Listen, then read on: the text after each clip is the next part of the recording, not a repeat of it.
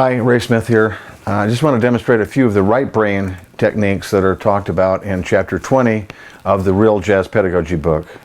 Be sure and get that book, jazzbooks.com or amazon.com, Barnes & Noble, outskirtspress.com, and so on. These are just oral examples of things that are talked about at more length in the book. We want to develop both right brain and left brain skills. And in this little video segment, I'd like to demonstrate a few thoughts on developing right brain skills. And of course, that starts with listening. We have to be listening if we're going to learn any language. You cannot learn a language out of a book. You have to be hearing it spoken. And there's no difference with jazz. You've got to hear it spoken. You've got to be listening all the time. That's a given. We have to just assume that you're doing that.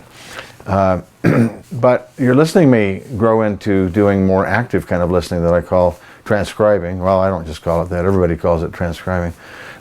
Although the literal meaning of transcription is to put it on paper. I'm talking about learning it to your instrument. So it's a little maybe slightly looser use of the actual term transcribe. I want to just give you a couple of ideas, techniques for making your transcription more effective. Transcribing has to do with taking what you're hearing off the record and be able to play it on your instrument, and copying every detail, the tone, the intonation, the effects, the notes, the rhythms, the feel, and so on. So let me bring up something here. I'm going to start with something very simple here, just give you an idea of how I might approach this. If it's just simple, I'm going to take just a melody that's quite easy.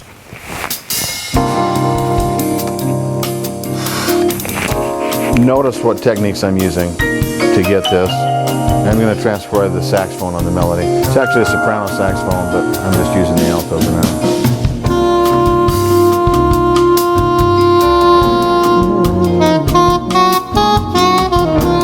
Da, boop, ba, ba, ba, ba, ba, do, da.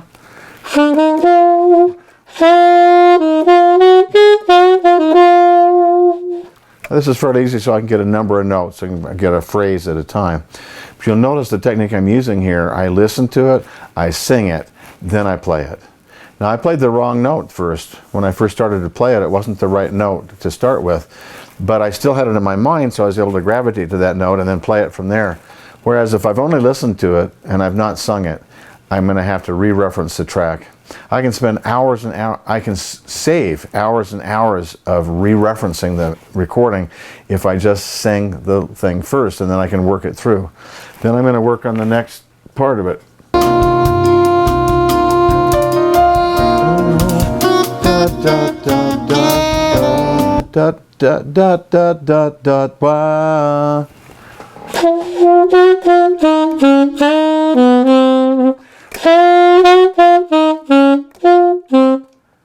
I forgot what it was.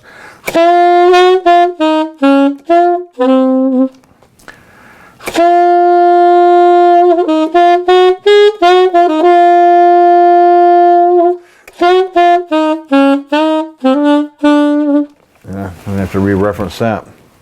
You go back just a touch.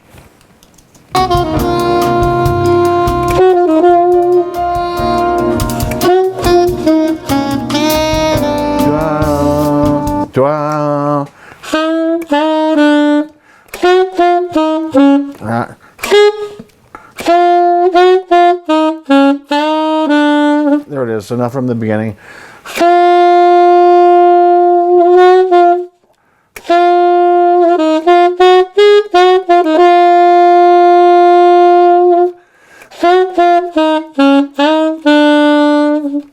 So I've got the first two phrases, and we just put it together that way gradually until we've got the whole thing.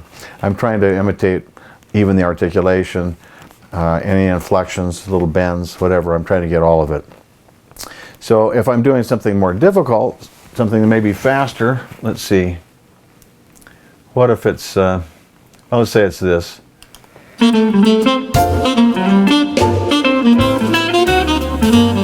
Okay, that's a lot tougher. So I'm not going to be able to listen to as many notes at one time.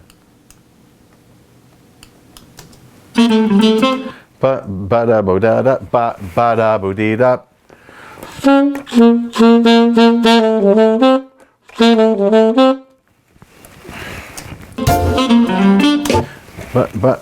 boo dee dop, ba-da boo dee dop, ba-da boo dee dop.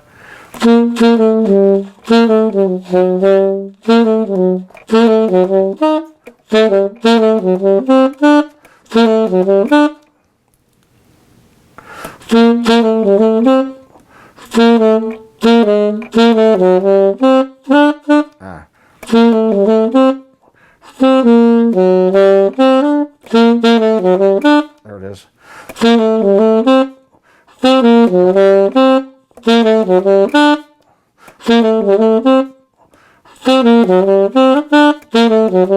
Come on, Ray. So I got the first two licks. I can't do as long of a phrase here. It have to take me a little longer to get these one at a time, but that gives you a few ideas about transcribing. And it is slow. It's not an efficient process. It takes time, but it pays huge dividends. The learning is deep. It goes way into the left brain, stored there forever. It'll always have an effect. Let's move on to another technique, playing along with the radio or any recording. But I usually suggest starting with the radio. I'm going to go to iTunes Radio here, and I'm just going to choose a rock station. I have no idea what's going to be playing. We're just going to take it as it comes and try to play by ear with whatever is there.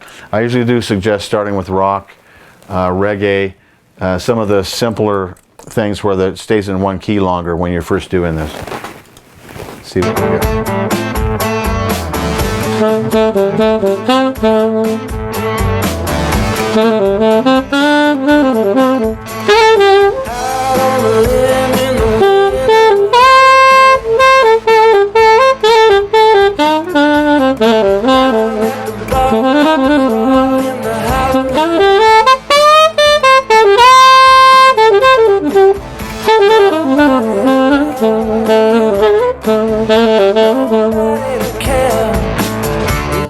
So that's just taking what comes up. Let's just take up something else that happens to come up. I'm going to go to a different set of stations. Let's see.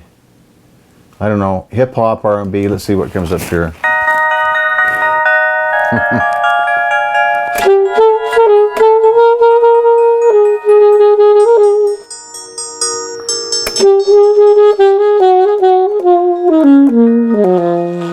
When you wrist like this, you forecast every day's gonna rain. Yeah, ready to break through a brick, ain't no bullshit, this pure cocaine. Yeah, from the streets, but I got a little sick. No brain, ain't worried about you. I'ma do what I do. Ain't about a brand new shoe, told her kick rock, red mean go, so I don't stop. I know. The point is that I have to be able to detect what key I'm in very quickly. And how am I doing that? I just take play a note. If it's the wrong note, the right note's only a half step away.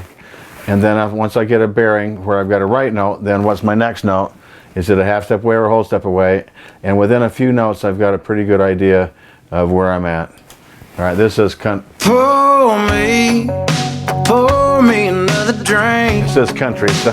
'Cause I don't want no more hell. I just wanna sip till the pain wears off.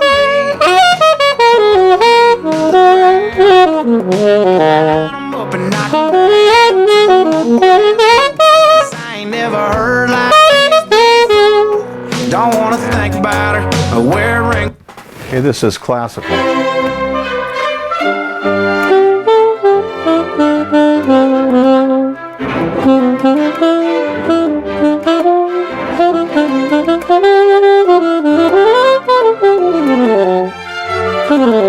Sorry.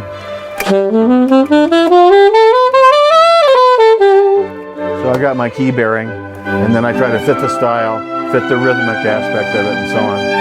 So playing along by ear like this is really valuable. You have to give the kids a little guidance about how to find their bearings. As soon as I can get a major scale or a minor pentatonic scale or whatever it might be, I've got a pretty good sense of where I'm at.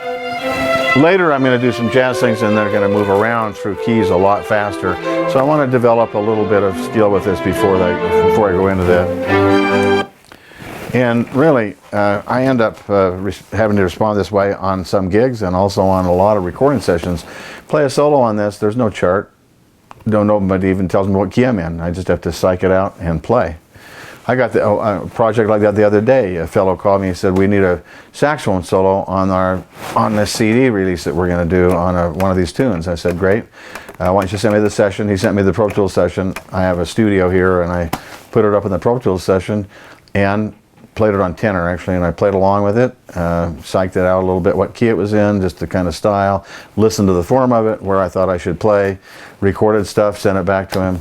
They mixed it, and he was very happy with it. But I did it all with ears. There's no chart. Nobody even telling me anything about what they'd like. So it's just, that has come from a lot of this kind of playing by ear with radio, playing by ear with other CDs, and so on. You know, so play by ear even with the Ebersol play-alongs. And Jamie even suggests play for a while without opening the book. Use your ears, then later open the book and find out what else you can learn. So those are a few thoughts. Here's another thought. It always helps to play tunes in different keys, all 12 keys. Let's take a nursery rhyme tune first.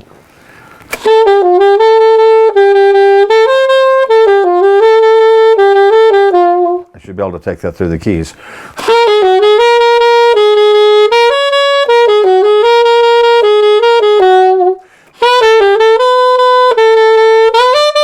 Etc.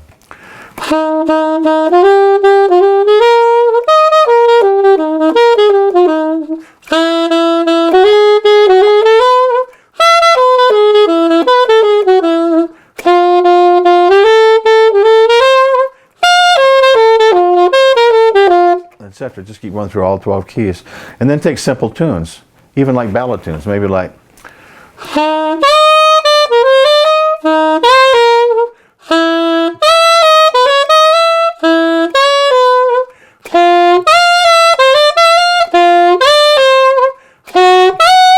etc. And just take your simple tunes. And then later we're actually doing bebop licks in all 12 keys. Maybe I go there it is. So I take that and I put it in other keys. Because